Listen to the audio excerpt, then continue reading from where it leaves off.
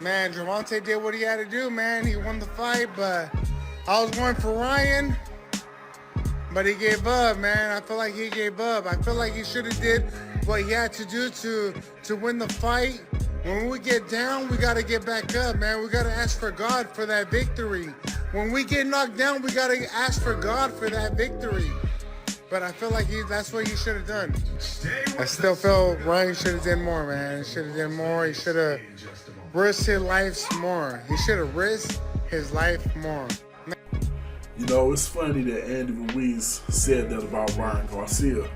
When you can make a legitimate argument that he quit on himself and didn't do as much as he could have done to secure his title when he gave AJ his rematch. But then again, maybe that's why he can speak on it the way he did.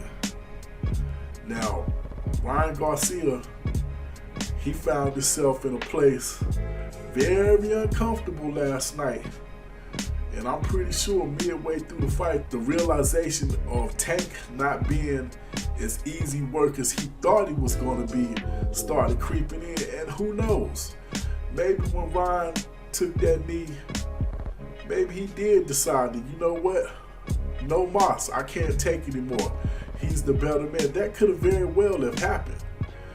But at the same time, was Ryan quit on? Think about this. After Ryan lost, where was Oscar De La Hoya? Where was his trainer? None of those guys was at the press conference. I really believe Ryan had a poor support system around him outside of his father, because I believe his father and his brother love him and to do whatever it is they have to do to support him. But where was Oscar through his training? Where was him giving him the tips? Like, whether we want to believe it or not, Tank Davis and Floyd Mayweather still has somewhat of a special relationship. And when I say special, I mean a relationship where Floyd still guides him. To me, it's kind of like watching Floyd and Floyd Sr. Even though Floyd rebelled and bucked against his father, Floyd Sr. still was there to guide him when he needed. And even though we see Tank and Floyd with a similar type of rocky relationship, Floyd is still there when needed. Where was Oscar for that? Where was B-Hop for that? You never seen them in camp helping him out, mentoring him. You saw Floyd doing that with Tank. Despite all the bull crap we heard on Twitter, you still seen Floyd there for him. Floyd was even in the ring with Tank before the fight and after the fight. Where was Oscar? Where was Oscar? Then let's talk about some of the people that was around Ryan in the past. Canelo, Andy himself, Oscar Valdez, the Reynosos. I really believe he had a stronger support team then, even though he was still with Golden Boy. I think he had a stronger support team then. And despite what, Andy Ruiz's downfall, I really do believe his heart was in the right place. He was rooting for Ryan. And at the end of the day, I think deep down Canelo was too. But they saw Ryan for what Ryan was. And they were willing to tell him that. Even though Oscar said, hey man, in the past, you're not ready for this fight. He wasn't willing to tell him that this year, you're not ready. Ryan was severely flawed, and anybody with clear eyes, without dollar signs stuck in them, could see that. Now, was the fight interesting going in? Oh yeah, because Ryan always had that one hitter quitter in his pocket. But as far as styles, technique, the ability to adjust, Ryan was still light years behind Tank. And that's what Floyd knew. Everybody want to talk about their rehydration clause. That's not what did Ryan in. Tank took away his left hand. And as he said, when I take it away, what you gonna do then? And he had no answer. Then that's when the flaws kicked in. The only real movement defensively is retreating, going backwards. That got him cracked to the liver. No lateral movement, no head movement. That fight could have been a whole lot worse than what it was. A whole lot worse. Tank took his time and dissected him, but it could have been a whole lot worse. But I ain't even trying to talk about that. My point is, what kind of support system did Ryan have going into this fight? A bunch of people around him not willing to tell him the truth. His own corner man, his trainer, the renowned Hall of Famer, Joe Goosen.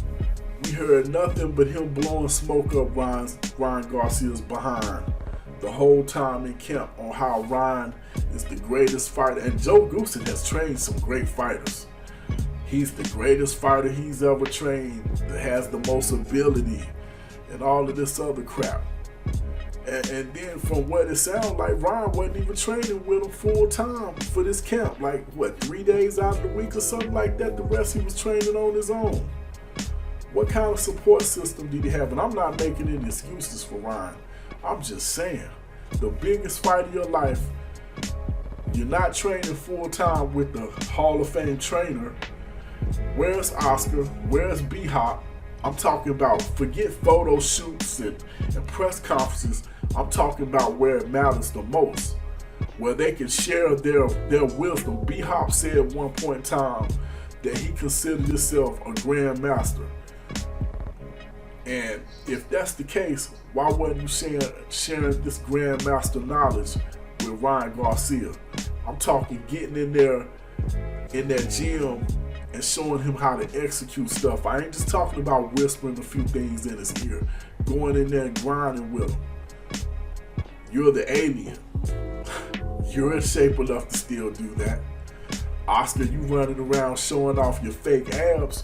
Why ain't you getting in the ring and showing him how to execute certain things? Show him how to use lateral movement, the proper way to use his jab. Y'all failed that man. And then not only did you fail him, you didn't even show up with him for the press conference, the post-fight press conference, after him taking this loss. And don't think this won't be dramatic. Fighters, a lot of times after they take their first loss, are not the same. Should have been there for him.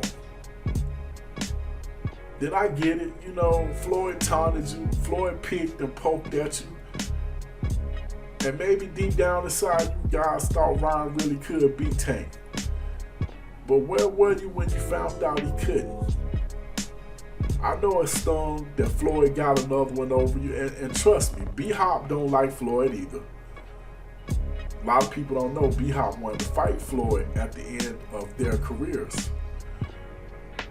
He said he was willing to come down to 154 when he was fighting around 175, 168 to fight Floyd Mayweather. He said, I'm the only guy, the only grandmaster outside of Floyd Mayweather in boxing, and only a grandmaster can beat a grandmaster. He was calling Floyd out. A lot of people don't know that. Long time ago.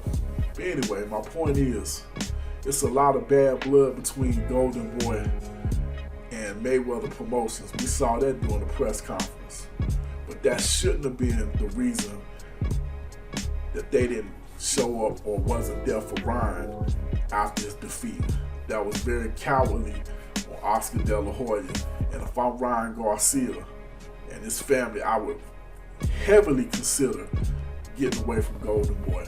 And that's pretty much all I got this Head Busting Boxes on Fight Doctor. Hit that like button, hit that share button, hit that subscribe button, hit that notification bell, hit me up in the comment section, let me know what you think. Is Oscar De La Hoya bad for Ryan Garcia? And did Ryan quit, or was he quit on? In my opinion, it was the other way around. And that's pretty much all I got. This Head Busting Boxes on Fight Doctor.